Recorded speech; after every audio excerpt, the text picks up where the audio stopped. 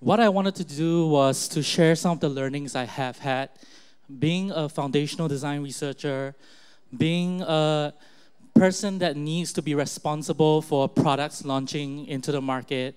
And then my background was actually in social research, very alike many of the speakers today.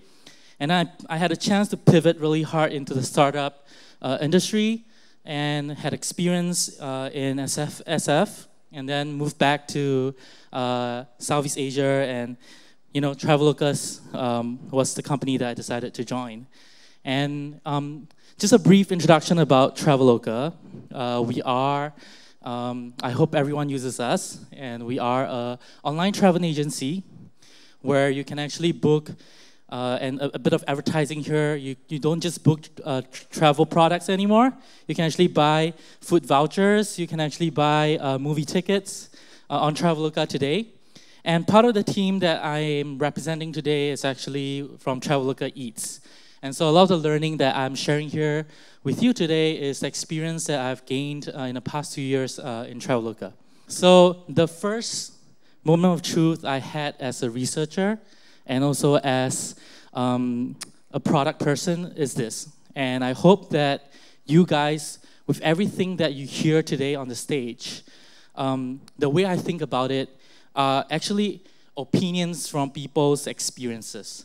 And you got to decide if our opinions are valid for you and the context that you are in. As a researcher, a lot of the times we face uncertainties. When you face those uncertainties, what you actually need to start with are very strong opinions in terms of what you think users want, what you think, you make predictions about people's behaviors, but those opinions needs to be weakly held, okay? So I'm just gonna read here, engage in creative doubt. So take a pinch of salt of what I say today. It might not be relevant to you, but it's just basically allowing me to share what I have learned. How do you think about your role as a designer in a company? How do you drive impact, right? And I'm gonna walk you through. Actually, this talk was inspired by a lot of teammates that I work with telling me that as designers, they want to know more about business, they want to know about strategy, they want to know more about startups, and they feel like there's a missing gap. And I think today, what I'm just going to share with you might not be theoretically correct, in the academic sense, but it will be my version of truth, right? So what I mentioned is, these are my opinions. They might not be valid for you, and that's okay. All right, and a lot of the opinions I'm going to be sharing today has a strong bias towards technology industry. Okay, so this is the first truth that we have to face. This concept of product ownership. When I became a designer, when I joined the product team, I was trying to interpret, what do my team actually need me for? Is it to create UI? Is it to build a design team? Is it to coach younger designers? Is it to do research? Actually, it's quite simple when you think about the objectives of product teams. And it's essentially to build a successful business. I know that's a bit weird coming from a designer, but give me some time to walk you guys through this, okay? So I put the asterisk there for design leaders because I do know when it will be hard where you're in a company where your maturity of your design is not there, and it will be hard for you to claim that you are a product owner, okay? So this is aspirationally, okay? And that also means you need to have a strong grasp of the business fundamentals of your products. And that also means, as a designer, you should also be understanding and solving business problems. When I started working in a product team, I asked myself, how do I drive impact, and how do I spend my time? And what kind of problems do I want to solve for the company, for my team? And what problems do I want to engage with so that my product can be successful? And the conclusion that I've arrived at, and actually a lot of, I think Roundup actually allude to just now, is that a lot of the time, the experiences that you're providing go beyond the screens. So let's take, for example, one of the product that, when I first joined the team, this was already built, and I'm supposed to think about, how do we improve this product and, basically get more traction. So this is Traveloka Eats Special Offers. And basically what we do is we offer a voucher discount, meaning you can buy a $100,000 voucher from McDonald's for 80,000 rupiah, okay? Simple as that. So this was basically what I and my team worked on the digital side of things. After spending a few months trying to improve the UI, the UX, making discoverability of products more easy for our customers, didn't actually feel that I was making impact because our core metric of transaction revenue was not moving significantly. So when you look outside of the product, it gives you some clarity. It gives you some clarity in terms of what are you actually providing for your customers. This is very simplified, okay? I'm just trying for the sake of the time. But a product at its fundamental is two things. You're satisfying a need and you're solving a problem, and you're providing and you're designing for functionality to deliver that value, okay? So remember this framework. So you're essentially providing value, and as a designer, I'm also designing functionality to deliver that value. And then it brings me to ask this question: why do customers use special offers? And what will fundamentally change or increase their usage of that product? If I was, when I started with this product, thinking purely on the digital side of things, understanding the product as it is, a digital experience, I would have gone down the route of continue improving conversions. Still important. A lot of people working on conversions here. I'm not saying it's not important, it's still important. But actually, there's more than meets the eye. It depends on your product market fit. It depends on the threshold of which improving the digital experience can deliver a better customer experience for your users. So the basic premise of the value that Traveloka Eats Special Offers deliver is actually this: wherever you go to eat at a restaurant, I need to make it more affordable for you. That's simplicity. That's the basic premise. And in order for us to fulfill this value proposition, there are a lot of things that need to happen right beyond the screen to ensure that our customer experience is awesome. So, one of the key indicators of customer value is basically people buying your vouchers. And we increase the range of inventory that our product provides, our customers buy more vouchers. Because when they go out and eat, they have more vouchers to buy. Very simple concept, right? But it was not that simple for me when I started out, when I was thinking digital. I'm not sure how many of you can resonate with this. And then there are also other things that need to happen as I understood the business more. And I was very fortunate because I had the opportunity to work on this product like a co-founder with a product manager. And so it really expanded my view on what needs to go right for a business to make a product successful. You need a highly motivated sales team that can create awesome relationships with merchants to acquire the inventory so your customers can go and buy at KFC, at McDonald's, at Ben & Jerry, at wherever they're going. So you need a motivated sales team. You also need a great marketing team that can work with shopping malls, with restaurants, with retail partners to make sure they put up the banners in front of the stores to remind our customers that, hey, there are special offers here. That's also part of the discoverability challenge you have to solve with a product like this. And then you also need to ensure that your merchant partnership managers enter correctly the terms and conditions of the vouchers in your product. You also need a customer service team ready to assist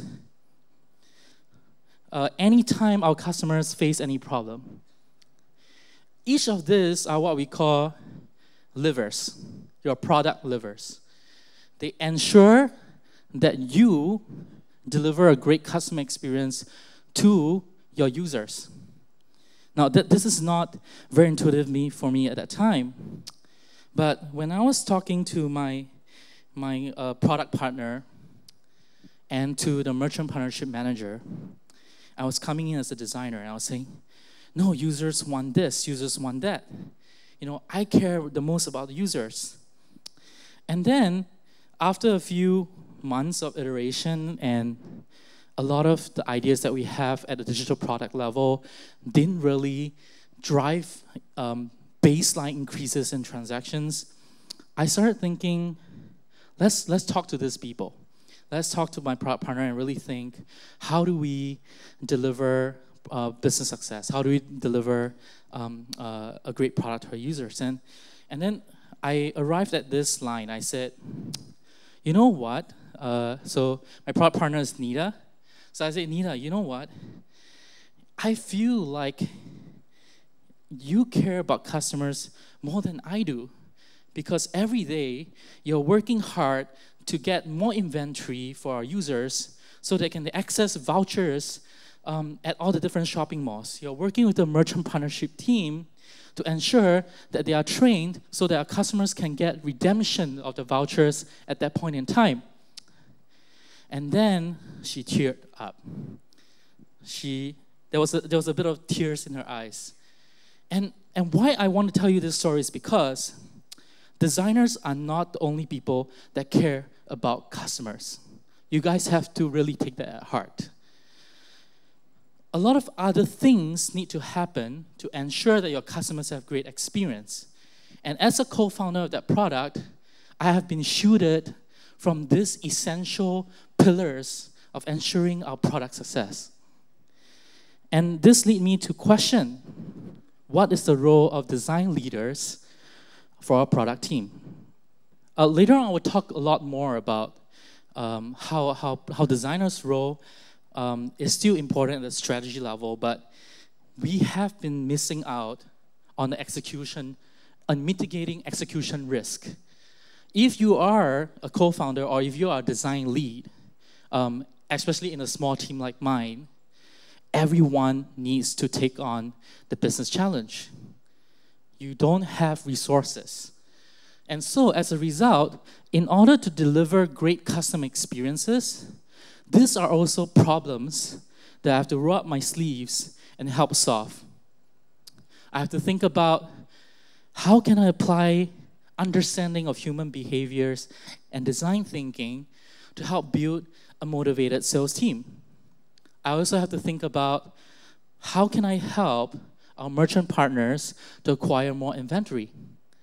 Because as a result of doing all these things, I am delivering great value to our customers. There are other things that and there are, of course, other products that I'm also currently working on and developing, and lead me to realize that in these days where digital experiences are more than just clicks, are more than just user interfaces. So I imagine back in Facebook or Instagram, you have designers that understand algorithms. Because fundamentally that scrolling experience is defined by an algorithm, and that defines the core user experience that you provide. So as a designer, you have to step outside of screens to understand how do you deliver the value in your product. And that often requires to go outside, think about business levers, think about engineering levers as well. Especially in small, less mature product environment like Indonesia and Southeast Asia as a whole. We don't have many founders that have exited a lot of times. We don't have founders that have built companies from scratch. A lot of the unicorn companies here are first-time unicorn companies. So a lot of learning needs to happen, and a lot of design within the context of Southeast Asia is essentially not forgetting that your responsibility is also to mitigate execution risk. The second point that I want to deliver today is, like what I mentioned, to achieve business success, you need product and execution. What is a business? And actually, one of my teammates made it very simple for me, and I really like this. Of course, this is not the best definition, but it really made sense to me. You create something of value that most people want. You build a team, then to deliver that value that people want to them, and then you generate enough revenue so that the teams can have dinners, they can rent houses, they can take salaries home and other costs, and then you turn a profit. So when a designer asks me, how do I become more business-minded? I often give this simplistic explanation because I'm not a business major. If you talk to a lot of startup founders and entrepreneurs, and if you talk to people who are very product-focused, they will often tell you a lot about their idea. And so they will go through they will explain a lot to you the process to which they have arrived at the best business plan. So we don't talk about the third space a lot. And this is actually what I mentioned just now, the execution of value, right? How do merchant partners work with restaurants and things like that? And they are so essential. I think a product is not a business. A product is a concept, it's a solution that you provide, but to consistently to deliver that solution, a lot of other things need to go right. You need to be able to find customers in a cost-effective fashion. You need to be able to reach your customers. You need to be able to have great product delivery. You need to build a team. If a lot of you are reading Medium articles and feeling bad that, oh my God, my product experience sucks, and things like that, I want you to, before you think that way, ask yourself, when that person writes their article and things like that, have they created a business?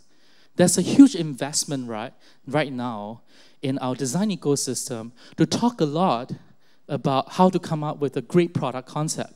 The biggest challenge for us is to ensure we can launch products and execute really well. Let's take baby steps, right? In order for you to have a business, you need to have a solution, and you need to be able to execute that solution really well, 100% of the time. Desirability is basically what users want, in a simpler version. Viability is how do you sustain that solution and make money out of it. Feasibility is basically, can you execute it?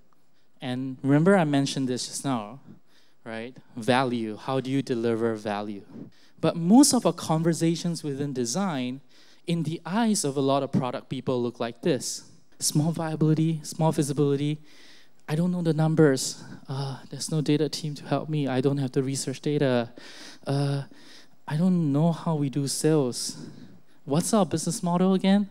The steps that are required to launch a successful business is as such, at least from my point of view. And actually, I took this from the guy who sold Weebly to Square, and he's part of the Y-Com partner. And then he basically said that there are 5 things that needs to happen to launch a successful business. You need a great idea, you need a prototype, you need to get traction, growth and monetization. A lot of times what designers are in charge of is this space. So when we talk to product managers about what we're doing on the business front, we're telling them that we're creating an idea, we're creating a prototype, we might give you some insights to help you to gain product traction. Meaning, how do you go to market? So in business language, what designers are essentially doing at this point in time is to help accelerate the finding or optimizing of product market fit. So that is the definition from Envision's manifesto on design maturity model. Design brings blah, blah, and assess product market fit and delivery of unified cross-platform strategies. The design environment that you're operating within is very important, right? So you need to understand the business context because it determines your execution context and your design mindset. A lot of you a lot of us, including me, have the privilege to join a company that already has product market fit. But if they have to launch new products and they need to find product market fit, how do you, as a designer, change your workflow to cater to that? Because you probably don't have, and later I will quickly walk through a few things. If you're pre-product market fit, meaning your product, like the initial day or special offers, don't have recurring users. You don't have people coming back. Your product is not sticky. As a designer, your design context is to execute, execute, execute. Why? Because the goal is for you to increase the baseline of the solution of your product. And that means to create more experiments, to create more chances for you to test. Remember the circle just now? The core value of your product. But if you are sustaining product market fit, you can talk about things a lot more like digital experiences, like this, where a 2% increase in conversion, a shift of layout matters a lot more.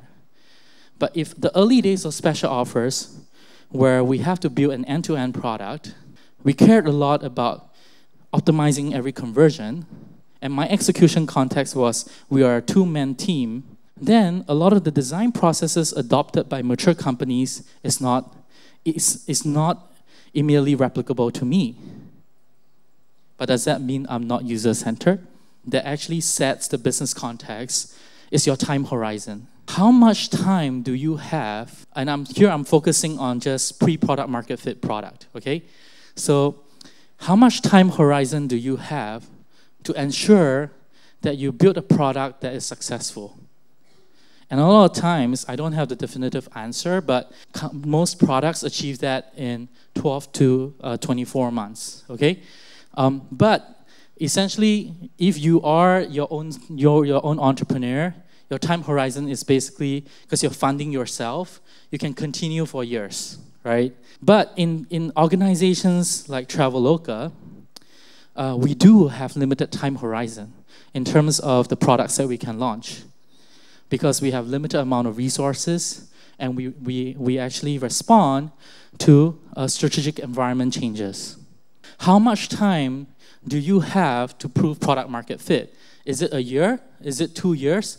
Should I spend 1 hour talking about this button? Should I spend 3 hours talking about this button? Or should I spend more time talking about how to get more inventory?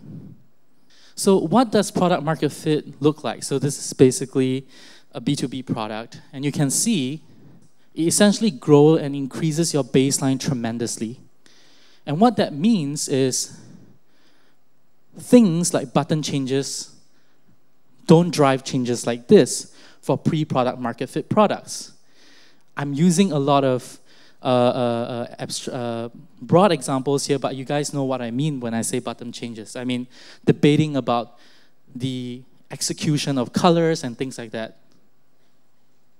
Those things should matter less. And if you are right now launching a new product, you only have a few North Star metrics that you care about. And your work, if I only have 1 year to prove this product concept, and I need to measure the value of my product concept with the usage of that product, you only need to care about whether or not whatever you're doing is driving impact to this metric. I just want us, and I was reflecting about this during my initial days of working on Traveloka Eats, how much of the work that I have done actually impacts the North Star metric of the product or the company. And did I know that data point? Do I track regularly? After I design and release something, do I actually do impact analysis? In my initial days, I don't. I thought designers are just doing design. So this is a habit that I've built, is to find that North Star metric, which is defined by the value that you are essentially providing, and then asking myself if whatever I'm doing is bringing baseline increases. As a result, I'm saying that we need to also adopt an execution mindset while we're trying to aim for strategic, ideas-driven design. And these are a few things that happens if you are in a pre-product market fit a product environment. You only have 1 or 2 years. You don't want to over-optimize. You want to go for baseline increases in your product usage. So you need to make bigger leaps of faith. So you might pivot from offering a marketplace to offering a B2B tool very quickly. And you're in seek of baseline increases, right? That's different from conversion increases. So there are a few things that I've learned and I picked up that really helps is to do what I call a day one hypothesis. Meaning today, with what I know, what assumptions can I already draw? And I also do what I call a solution detox. I'll basically draw out all the solutions I think, just on paper. And so I know what assumptions do I have, so I know what data I have to collect and learn. And then the research that you conduct is for you to drive learning, not conversion improvements. Because what you're going for in pre-product market fit, when your product is like this, is a baseline increase. So you are supposed to think of ideas at that level and surround your discussion with your product team at that level as well.